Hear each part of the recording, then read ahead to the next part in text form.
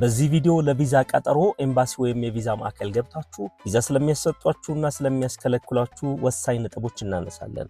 ሐሳቡ ከተመቻችሁ ቪዲዮ ላይክ ማድረግና ይጠቅማችኋል ብላችሁ ለምታስቧቸው ወዳጆቻችሁ ማጋራት እንዳይረሳ።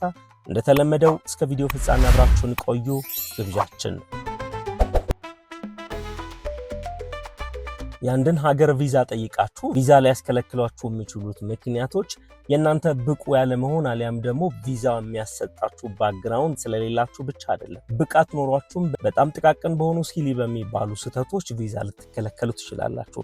በዛሬው ቪዲዮ በራሳችን ማስተካከል የምንችላቸው እነዚህ ጥቃቅን ስህተቶች ምንድናቸው በዝርዝር እናነሳለን። ከነዚህ ስህተቶች መካከል በቀዳሚነት የምናገኘው ያልተሟላ አሊያም ደግሞ ልክ ያልሆነ አፕሊኬሽን ፎርም ነው። እንደምታውቁት ማንኛውም ኤምባሲ ወይም የቪዛ ማዕከል በአካልም ይሁን ኦንላይን ለማመልከት የቪዛ አፕሊኬሽን ፎርም ያስፈልገዋል። በዚህ ፎርም ላይ የምንሞላው ስለ ጉዟችንና ከዚህ በፊት ጉዞ አድርገን ከነበረ አጠቃላይ ፓስፖርታችን ላይ ያሉ ፐርሰናል መረጃዎችና ቪዛውን በተመለከተ ያሉ ጉዳዮች ተነስተው እዛ ፎርም ላይ እንሞላለን። ይህንን የቪዛ አፕሊኬሽን ፎርም ስንሞላ ያላሟላ ነው ወይም ደግሞ ያጎደል ነው ወይ ስህተት የሰራንበት ነገር ካለ አንዱ ቪዛ ላይ ያሰጠን የሚችል ነገር ነው። የቪዛ ማመልከቻ ፎርሙ ላይ መሙላት ያለብን ባዶ ቦታዎችን ከተውን አሊያም ደግሞ ከቀን ጋር የተያያዘ ወይም ደግሞ ልክ ያልሆነ ስህተት ሰርተን ከሆነ ይሄ ማለት ምንድነው? ለምሳሌ አንድ ኢቨንት ላይ ለመታደም የሆነ ቦታ ኢንቫይት የተደረጋችሁበት ቀን ሌላ ፎርሙን ስትሞሉ ደግሞ በጭራሽ የተለየ ከዛ ፕሮግራም ጋር የማይገናኝ ቀን ሞልታችሁ ከሆነ ይሄ አንዱ ስህተት ሊሆን ይችላል። ከዚህ ፎርም ሳንወጣ ፓስፖርታችሁ ላይ ያሉ ወሳኝ መረጃዎችን አዛብታችሁ ከሆነ በዚህም ምክንያት ቪዛ ልትከለከሉ ትችላላችሁ። ስለዚህ የመጀመሪያው ጉዳይ ያልተሟላ ወይም ደግሞ ጎደሎ የአፕሊኬሽን ፎርም ሰብሚት ማድረግ ነው።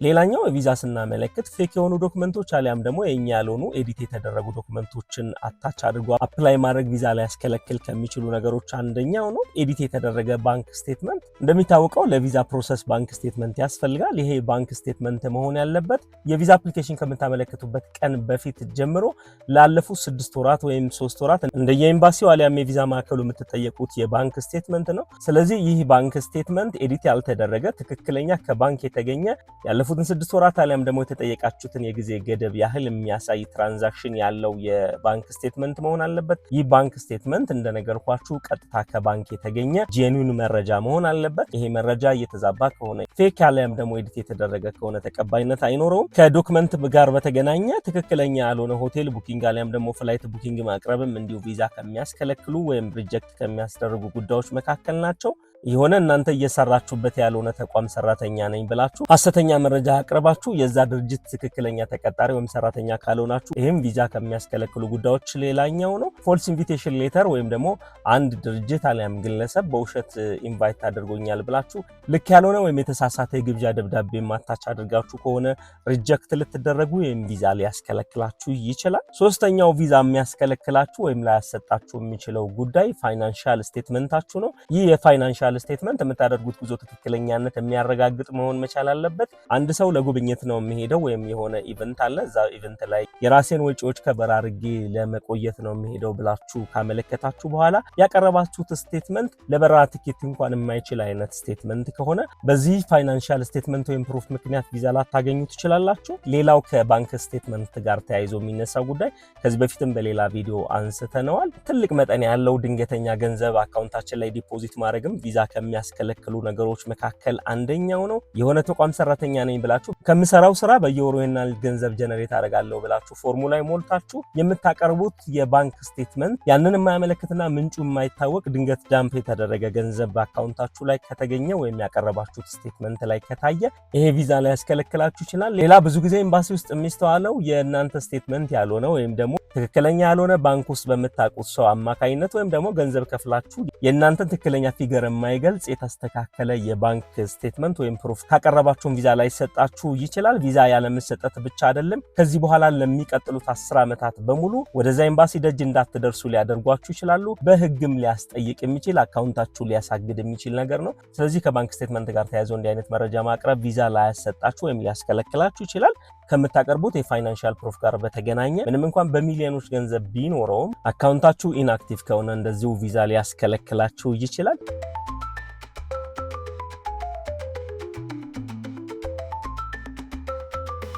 ቪዛ ከሚያስከለክሉ በጣም ሲሊ ስህተቶች መካከል ወደ ሌላኛው ከመሸጋገራችን ከዚህ በፊት ቪዛ አመልከታችሁ በምን ምክንያት ቪዛ ተከልክላችሁ ታውቃላችሁ? ብዙ ጊዜ ቪዛ ስናመለክትና ስንከለከል ለምን እንደተከለከልን ይጻፍልናል አሊያም ደግሞ ይነገረናል። በዚህ መሰረት ቪዛ ተከልክላችሁ ከነበረ ወይም ደግሞ ያንን ስተታረማችሁ ቪዛ አግኝታችሁ ከሆነ ሐሳባችሁን ኮሜንት ላይ ብታሰፍሩልን ለብዙዎች ይጠቅማል ብዬ አስባለሁ። ስለዚህ ኮሜንት ላይ ከዚህ በፊት የነበራችሁን ኤክስፒሪየንስ ብታጋሩን ደስ ይለናል። ወደ ሌላኛው ሲሊ የሆነ ስህተት ስናልፍ ፓስፖርትን ይመለከታል። ከፓስፖርት ጋር በተገናኘ ኤክስፓየርድ ያደረገ አሊያም ደግሞ ኤክስፓየር ሊያደርግ ጊዜው የተቃረበ ፓስፖርት አያይዛችሁ ማመልከት ቪዛ ሊያስከለክላችሁ ይችላል። ፓስፖርታችሁ ዳሜጅ ሆኖ ከሆነ ለምሳሌ ተቀዶ ከሆነ በርጥበት ምክንያት ፎቶአችሁ በልዞ አሊያም ደግሞ ጽሁፎቹ ደብዝዘው ከሆነ በዚህ ምክንያትም ቪዛ ልትከለከሉ ትችላላችሁ። ስለዚህ ቪዛ ከማመልከታችሁ በፊት ቀደም ብላችሁ ፓስፖርታችሁን ማስተካከል ይኖርባችኋል። ብዙ ጊዜ ትራቭል የምታደርጉ አይነት ሰዎች ሆናችሁ ፓስፖርታችሁ ላይ ቪዛ መምቻና ኢሚግሬሽን ስታምፕ ማድረጊያ ምንም አይነት ብላንክ ፔጅ ከሌለም እንደዚሁ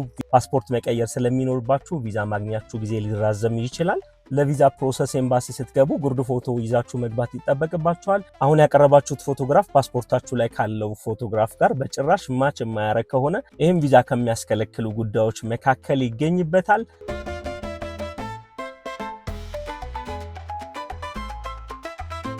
ሌላው በቀላሉ ልናረመው የምንችለው ግን ብዙ ጊዜ በዚህ ቀላል ስህተት ምክንያት ቪዛ የሚያስከለክለው ጉዳይ ኢንኮንሲስተንት ኢንፎርሜሽን ነው። በዚህ የመረጃ ማዛባት ምክንያት ቪዛ ልትከለከሉ ትችላላችሁ። ይሄ ማለት ምንድነው? የአንድ ድርጅት ሰራተኛ ነኝ ብላችሁ ይሄናል ደሞዝ ይከፈለኛል ለሚል ደብዳቤ አምጥታችኋል። አፕሊኬሽን ፎርሙን ስትሞሉ ደግሞ በወር የምታገኙት ገቢ ምን ያህል ነው የሚለው መረጃ ላይ ሌላ ፊገር አስቀምጣችኋል።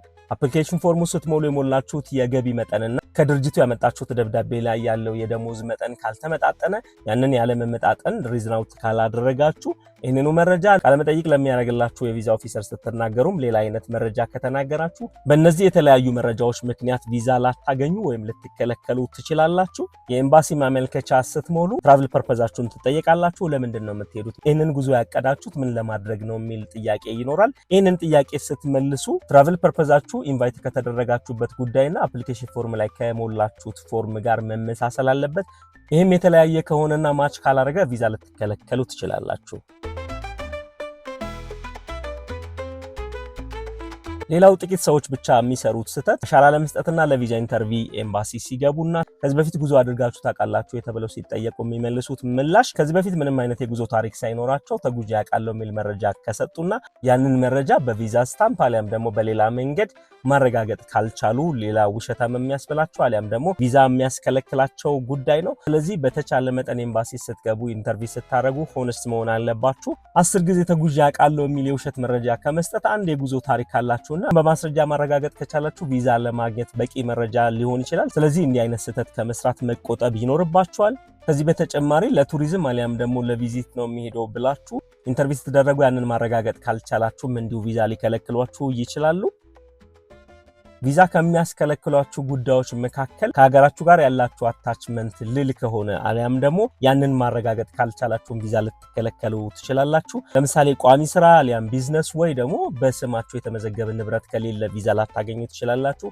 ይሄ እናንተ ስህተት ላይሆን ይችላል፣ ግን ኤምባሲው ለአመልካቾች ቪዛ ለመስጠት በቪዚት ቪዛ ሄደው ወደ ሀገራቸው በትክክል እንደሚመለሱ ማረጋገጥ ይፈልጋል። ስለዚህ ዊክ የሆነና ወደ ሀገራችሁ እንደምትመለሱ የሚያረጋግጥ አይነት ከሆነ ቪዛ ሊያስከለክላችሁ ይችላል። አንዳንዴ ባለትዳር ከሆናችሁና በትዳራችሁ ልጆች እንዳፈራችሁ የሚያሳይ ማስረጃ ማቅረብም ወደ ሀገራችሁ ለመመለስ የሚያበቃ ምክንያት እንደሆኑ ታስቦ ቪዛ ሊያሰጣችሁ ይችላል። ስለዚህ እንዲህ አይነት መረጃዎችን ንቃችሁ መተው የለባችሁም።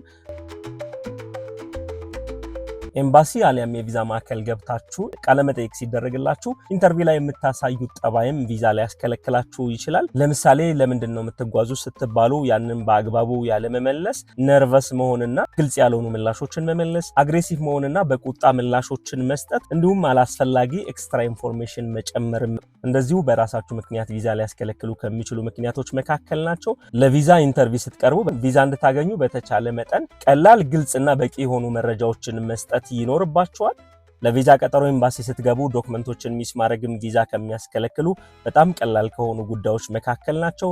ለምሳሌ ባንክ ስቴትመንታችሁን መርሳት፣ የስራ ደብዳቤ አለም ደግሞ ስፖንሰር የሚያደርጋችሁ ተቋም የጻፈላችሁን ደብዳቤ መዘንጋት፣ ኢንሹራንስ እና ሆቴል ቡኪንጋችሁን አለማያዝ፣ እንደዚህና መሰል ዶክመንቶችን ሚስ ማድረግ ቪዛ ሊያስከለክላችሁ የሚችል ግን በቀላሉ ሊስተካከል የሚችል ጉዳይ ነው።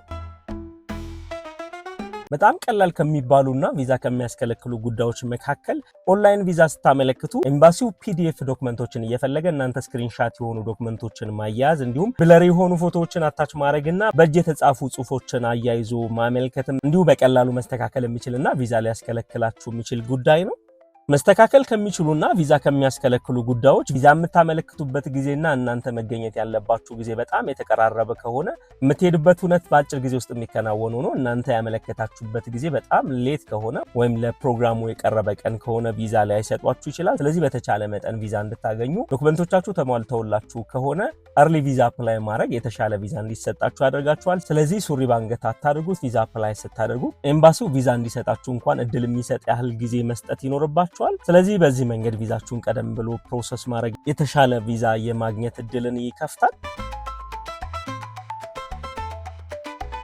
ከዚህ በፊት ቪዛ ተከልክላችሁ ከሆነ አሊያም ደግሞ ከኢሚግሬሽን ጋር የተገናኘ ጉዳይ ኖሯችሁ ይህንን ከደበቃችሁም ቪዛ ለመከልከል እንደ ምክንያት ሊቆጠር ይችላል። ለምሳሌ ከዚህ በፊት ቪዛ ሪፊውዝ ተደርጋችሁ አሊያም ደግሞ ዲፖርት ተደርጋችሁ ወይም የኦቨርስቴ ታሪክም ካላችሁ እነዚህ ነገሮች በግልጽ መናገር አለባችሁ። ምክንያቱም እነሱ ፋይንድ አውት አድርገው እውነቱን ከደረሱበት እናንተም በትክክል የማይገልጽ የተጋነነ መረጃ ማቅረብም ቪዛ ሊያስከለክል ከሚችሉ ጉዳዮች መካከል አንደኛው ነው።